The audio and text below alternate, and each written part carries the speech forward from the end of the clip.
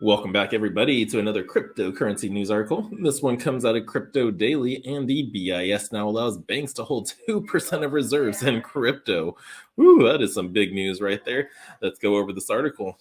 The BIS recently issued its Prudential Treatment of Crypto Asset Exposure report for December 2022, in which it introduced a policy that now allows banks to hold 2% of their reserves in cryptocurrencies.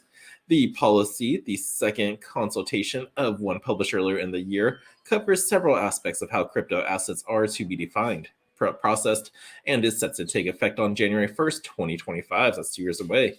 In the first iteration of the report, published in June, the Bank of International Settlements announced that banks would be limited to holding no more than 1% of their reserves in cryptocurrency. The policy groups crypto assets into two cohorts. Group 1 is defined as tokenized traditional assets and crypto assets that have an effective stabilization mechanism.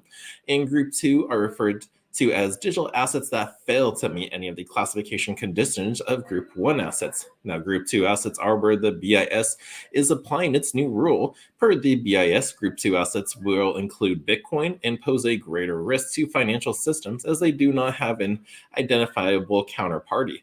The paper specifically or specifies that a bank's exposure to Group 2 crypto assets should not exceed more than 2% of the bank's Tier 1 capital within their reserves. Group 2 financial instruments have not yet been accommodated under rules set out by the BIS and therefore necessitate new policy. The paper clarified that certain crypto assets have exhibited a high degree of volatility and can present the risks for banks and exposure increase. Now, including liquidity risk, credit risk, market risk, operational risk, and including fraud and cyber risk, money laundering / terrorist financing risks, and legal and reputational risks. So those are all the risks that they be on top of with the groups. Now, the BIS report further adds that as the digital asset industry expands, inherent risks increase in tandem, hence a need to regulate the market despite its small size relative to the global market and is required. In its detailing of the risks and supervision of Group 2 assets, the report states that the required process has been modified to remove the supervisor pre-approval element. Instead, in the final standard, banks are required to notify supervisors of classification decisions, and supervisors will have the power to override these decisions if they disagree with the bank's assessment. Now, is this bullish for crypto news? Well, regulators have largely maintained a rather cautious approach to regulating the sector, and so far, and the rule proposed by the BIS remains in line with this. While this policy is somewhat conservative, it is bullish for the mainstream adoption of Bitcoin and the rest of crypto asset industry.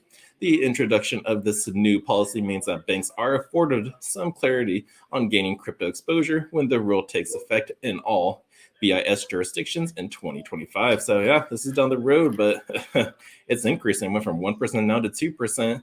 So yeah, what do you guys think though? Do you think this is bullish news for crypto or not? Love to hear your feedback down below. And while you're down there, hit that thumbs up for me, subscribe to the channel, and until next time, the Crypto Sherpa is out.